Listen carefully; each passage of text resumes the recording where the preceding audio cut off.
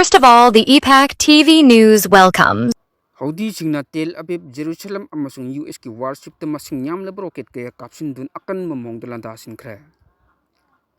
Yemen ki Houthi group na numidang da Tel Aviv Jerusalem amasung US ki aircraft carrier amatam na rocket kaya kapsin kre haina.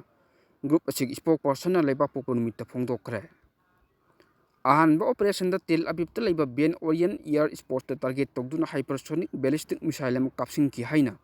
Houthi military spokesperson Yahya Sarina statement amada phongdoki loina na hairi statement adu Houthi na chalaiba Al Masira TV na sandoki hairi ani subo operation da Jerusalem ki khathang saruk ta laiba power station amada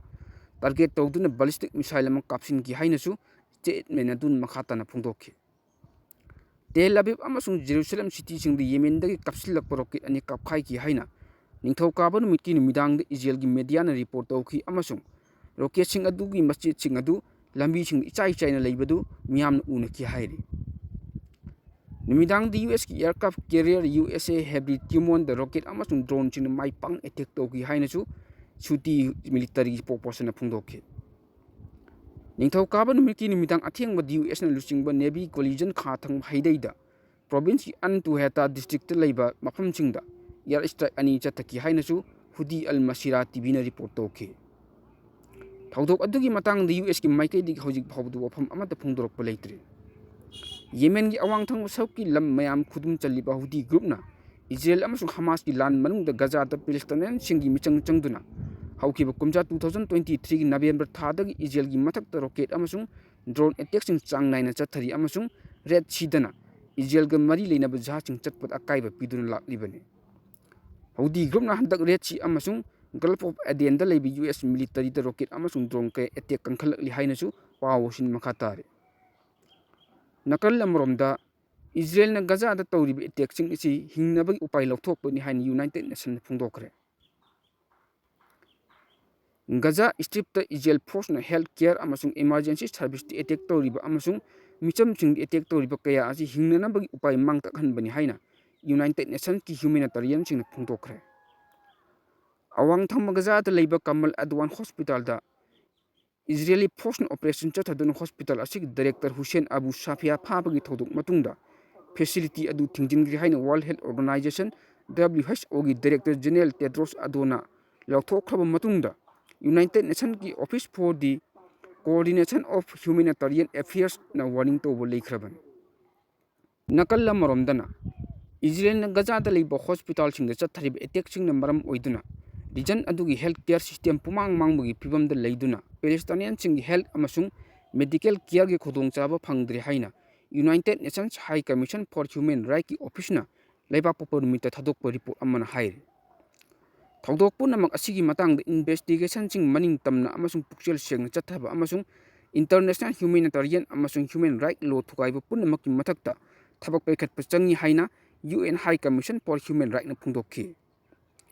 Hawkiba kumja 2023 October ki tang 32 dagi kumja 2024 ki June ki tang 13 phawbagi manungda chathakiba attack sing aduna maram oiraga Israel na international law ngakna chatlibra natraga chatribra haibdugi matangda sathina nungnang basing pokhalli haina report adun makhatare Gaza gi healthcare infrastructure park sana thwaibag loinana ana basing medical staff amasung micham sing gi punchi sathina manghalle humanitarian crisis hena luhalle haina report adun makhatare ayamba matamda Israel na Palestinian sing gi armed group sing da hospital sing bu military oiba thabak ki damakta lana season ni haina sumaral siri adum oinamak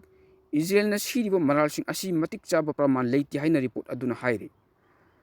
thawdok khara da Israel na siba maral sing miyam dagi phangba pawgi pumon onaba man bisu yauri bani lan manung da hospital sing ngak sin ba haibasi yamna maru oi amasung nakan punnamak ta matam punnamak da hospital sing bu ikai khumnaga da bani haina su pawodun makhatare Atopa paw amana United Nations ta Israel gi ambassador na Yemen da leiriba Iran na sogot pa Houthi militant sing na chathrakliba thabak thoram sing aduda akanba warning piraduna makhoi bu Hamas amadi Hezbollah militant sing nangkib awab adugumna nangani haina akanba warning pikhre ambassador oiriba Deni Danon na Houthi militant sing gi maikai da Israel tamna chathrakliba missile attack sing adu lepnanaba khanghanki नत्रबदी गजादा Hamas Lebanon Hezbollah अमसुंग सिरियादा Bashar al असदना मायुकनखिब अवाब अदुगुमना मखोइस अवाब कया मायुकनगनि हाइना यूनाइटेड नेशंस की ओइना पांथोकप सिक्योरिटी काउंसिल की मिफमदा फोंदोखिबनि देनीना मखाताना हौदी सिंगबु सौगतलिब ईरान बुसु वार्निंग पीरेदुना इजराइल की माइकैदगी मिडल ईस्ट लैरिबा लेबाक अमा हेक्तदा अटैक तौब ngambagi पांगल लई हाइनसु फोंदोखि इजराइल ना ईरान की प्रॉक्सी सिंगी माइकैदगी चथरक अटैक सिंग अदु तराइना लौदे अकन थबुक लखोटकनि हाइनसु मांगना फोंदोखि एम्बेसडर अदुगी वफम अदु लोइखिबा पुंग खरगी मतुंगदा येमेलोमदगी काप्सिललकु मिसाइल अमा इजराइल की मिलिटरीना इंटरसेप्ट तौरे हाइनसु पाउ फंखि मरक असिदा हौतीगी लुचिंगबा अमना फोंदोरकपा इजराइलदा मखोइना चथरिब अटैक सिंग अदु लेपलोइ हाइरि मखोइना गजाबु सपोर्ट मखाताना तौखिगनि लोइनाना इजराइलदे अटैकसु मखाताना चथखिगनि हाइना हौदीगी सुप्रीम मिलिटरी रिवोल्यूशनरी की मकोक ओइरिबा मोहम्मद अली अल हौदीना माकी एक्स पोस्ट फोंदोरखि मखोइना इजराइल तमना हंजिल हंजिन ड्रोन अमसुंग मिसाइल सिंग काप्सिलिबा अदु गजादा इजराइल अवाब थलिबा पैलेस्टाइन सिंगी दमक लैरि हाइबदु उटपनि हाइनसु पावोदुन मखातारे मियामगी दमक तुंब चाबा खंगदना होटनजरिबा इपाक टीवी न्यूज हाइबा न्यूज नेटवर्किंग यूट्यूब चैनल अमदी फेसबुक पेज असिबो लाइक शेयर सब्सक्राइब कमेंट अमदी फॉलो तौबिदुना तुंग कोइना मियामगी सेवा तौबु ngamnanaba सपोर्ट तौबियो हाइजरे।